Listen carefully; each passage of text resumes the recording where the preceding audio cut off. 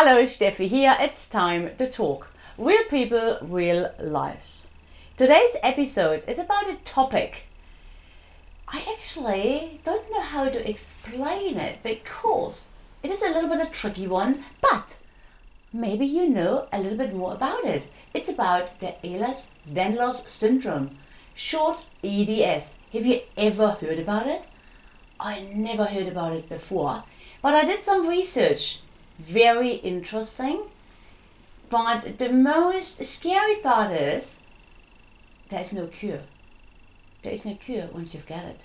And it takes approximately 10 to 20 years to get the final diagnosis. And you actually could be beginning of the 40s till you get diagnosed. And 1 out of 5,000 people worldwide will have it. So what is it? And the other one I wanted to talk today is endometriosis. There's actually also no cure. There is treatment available, different kind of treatment to minimize the symptoms, but you still have it. So just imagine you have both diseases. They're both no cure for it. Can you imagine? You don't want to imagine. But I met a young lady.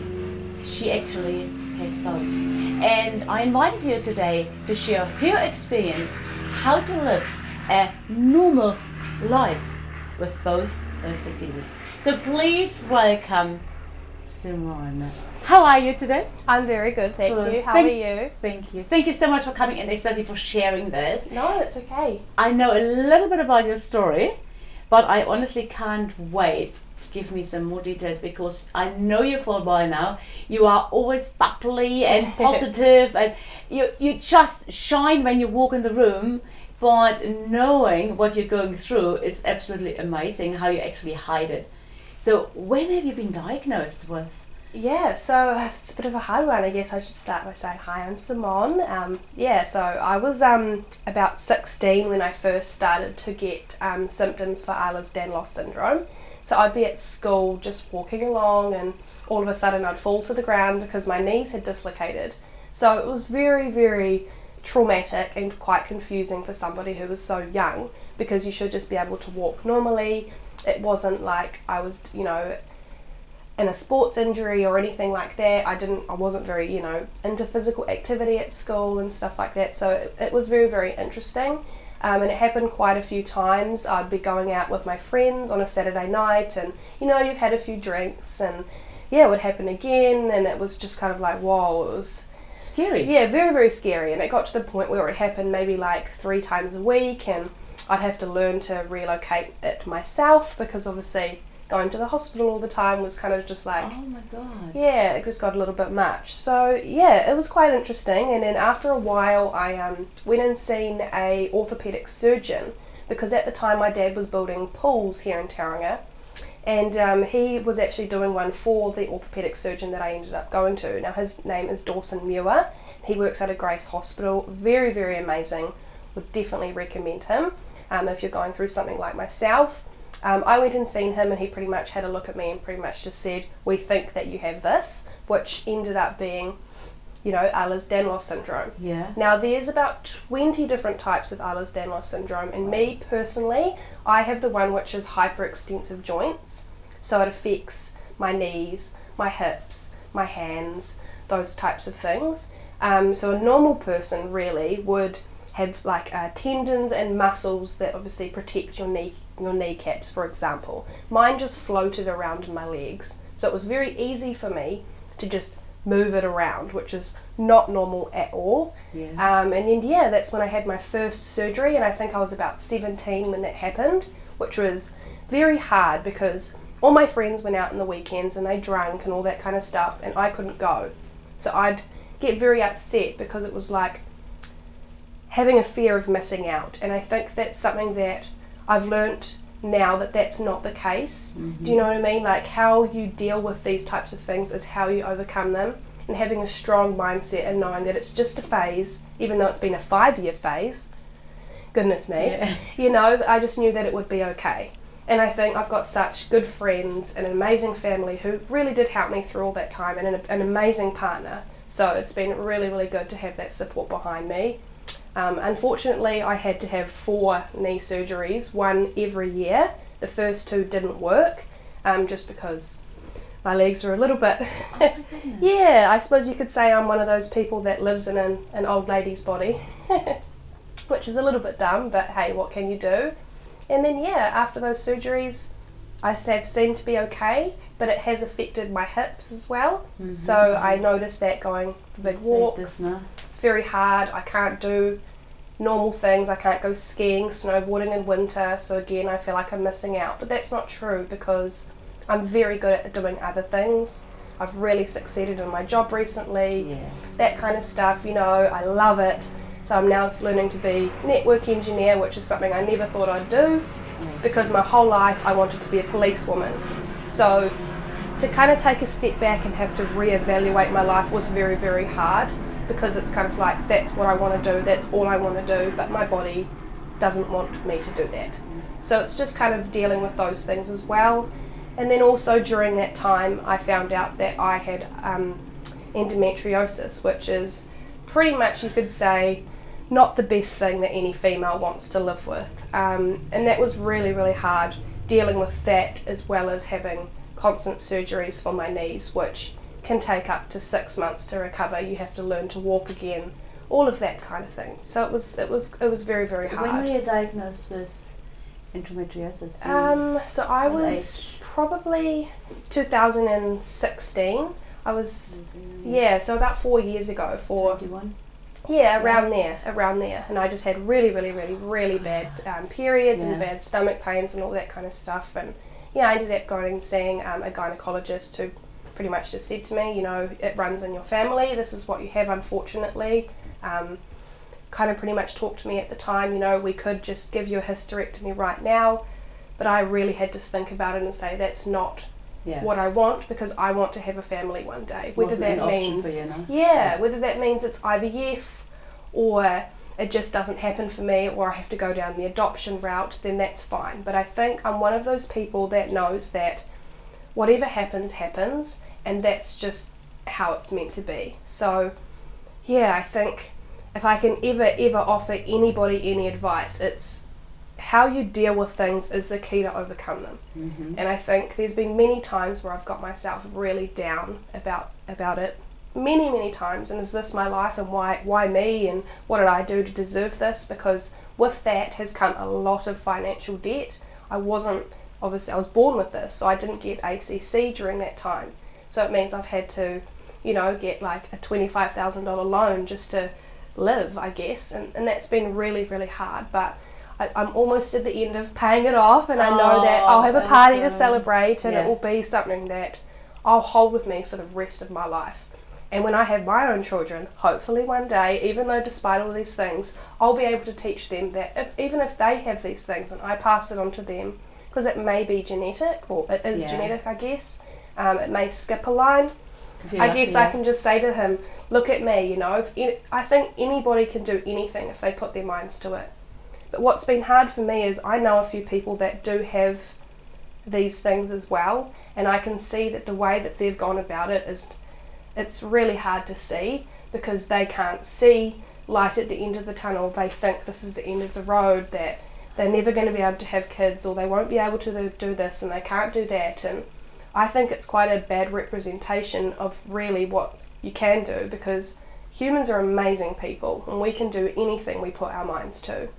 So I think that I'm quite a good example of, you can do anything. It's just awesome. You need to train your brain to think that way, and just to push forward and appreciate what you have, because I think it's made me appreciate people, things, life so much more than what I would have, you know. I would have just been, I hate to say it, but probably just an arrogant young girl who just thinks that these things don't exist and it's never going to happen to me. But it did happen to me, and I think it's made me a pretty amazing, strong, level-headed person.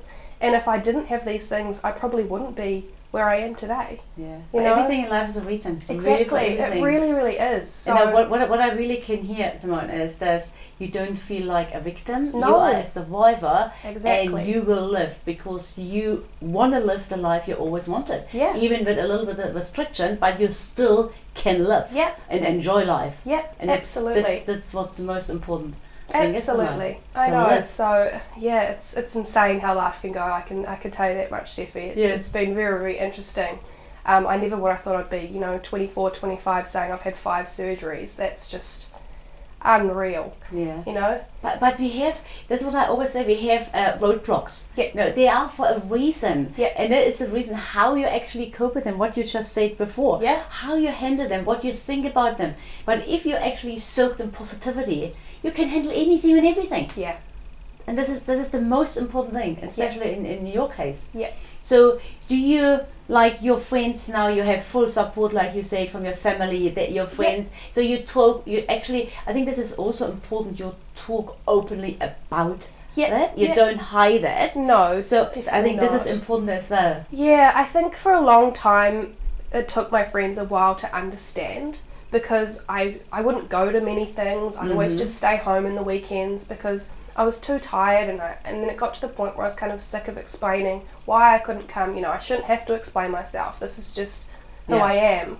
I don't have that fear of missing out. I don't need to just go to be there to say, oh look, Simone was there in the weekend. It's not about that. I think I've looked after myself from day one, and that's probably how I've dealt with it so well. And I think after a while my friends started to adapt and realise, hey, she really does have these things, we need to support her in any way. Hey, she's not going to be that type of person that goes out and drinks every weekend, and that's okay, so we'll have to make an effort to go and see her and do things with her that's outside of that type of thing. And it was hard for a little bit. I kind of felt like some people, I'll just be like, what is wrong with you? If it was you, I'd be there straight away, and that was quite hard. But I think at the end of the day, they don't have it, so they don't understand. And I will never, ever, ever hold anybody, against them for that. That's okay. So, yeah, I think it was just learning to deal with that, and then them realising that, I am kind of different, but I'm probably different in a cool way, I think in a cool way. When I met you first, you walk in the room, bubbly, and I would never, ever expect anything like this. Exactly. Whereas you see people who cry and they're so down all the time, and it's such a bad representation of how you should be when you have this. I mean, I understand that people can have it so much worse, but even then, it's a mindset thing, If you sit there and say,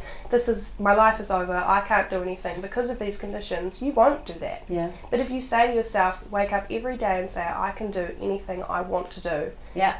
Just put your mind to it. You can do that, because that is the power of being human.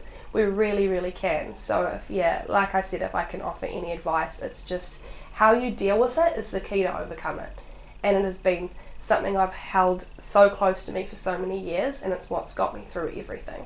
It makes it stronger even every day. Exactly. Because I think that a big thing also, Simone, is that you don't feel sorry for yourself. Yeah. You have to accept it. Yeah. Deal with it. Yeah. And then put in reality, okay, this is what I have, I can't change it, but you still can make the best out of it. Exactly. Just look for alternative. Okay, you can't go for a walk or run for a long run, but you can do different things. Exactly. Life is not over. Exactly. Exactly. Oh, this is honestly amazing. When I did the research about it, it's like, wow, heaps. It's just like, when you live a life like, I wouldn't know. I know, and I'm pretty good at hiding it as well. I don't really like to talk about it because I don't like people to feel sorry for me or give me more attention than they should, because I'm just me really at the end of the day. But it's great, they've made you the person you are today. And that's who I want people to see me for. You're so strong, and I think it's really nice for you to share with others and say, hey, you know what? Yes, I can do it. You can do it. Exactly. And I'm always here for anybody to talk to me about anything that they want. If you're going through that, I'm here. I love to talk about it. I love to make people feel good about themselves. So, I'm always here. I've also written a blog a couple of years ago, which I'm happy to share as well with you after this, that you can share as well. Just pretty much talking about it and how I dealt with it. And yeah, throughout the time I went to a few endometriosis awareness shoots that a few of my friends did, and it was just a bunch of girls getting together and realising that no matter what, you're still beautiful. Doesn't matter what you have, everybody's the same, shape, size, all that kind of stuff, you know what I mean? So yeah, that's definitely helped along the way as well, just to kind of talk to other girls that are going through it and just know that it doesn't matter if one day I might have to have IVF, or if one day, you know, I actually can't have children and, you know, hysterectomy is my only option. That's okay. That's, unfortunately, that's what the universe has got planned for me, and that's okay. I'll just take it one, you know, step at a time. That's awesome. So you already, you know, okay, what will happen. That's how it meant to be. The universe is taking care of me. I think this is really, really important, no? That you trust the universe and yourself, and being positive from the inside out. I think this is so important. So we have one final message, Simone, you want to share? I'd probably just say be yourself, and, you know, don't let these things define you, because they really don't need to. And I say it a million times, humans are amazing people and we can do anything we want. So just go for gold, and I promise you'll be sitting here talking about it one day, probably just like me, appreciating what you have, not being upset about it. Awesome. Hey, thank you so much for sharing your story. That's okay, anytime. Wow. That was a full hand here. Wow. So if you have any kind of problems, or you even been diagnosed with the Ehlers Danlos Syndrome or endometriosis, what is a more common one, hey, share your thoughts, let us know. And this is like what Simone just said. It is so important to talk about it. Don't feel like a victim. You know, you are a survivor. There is a life out there, and there is life for everyone out there. But what it says to us, really, appreciate your health. Health is your biggest asset, and this is really your investment. Your health is your wealth. So remember, we are on this journey together. Let's start the conversation and share your thoughts with us, and subscribe to our channel. Enjoy life, live in the moment, and most of all, be unstoppable. You are worth it, and this is what matters. It's time to talk. See you soon. Bye for now.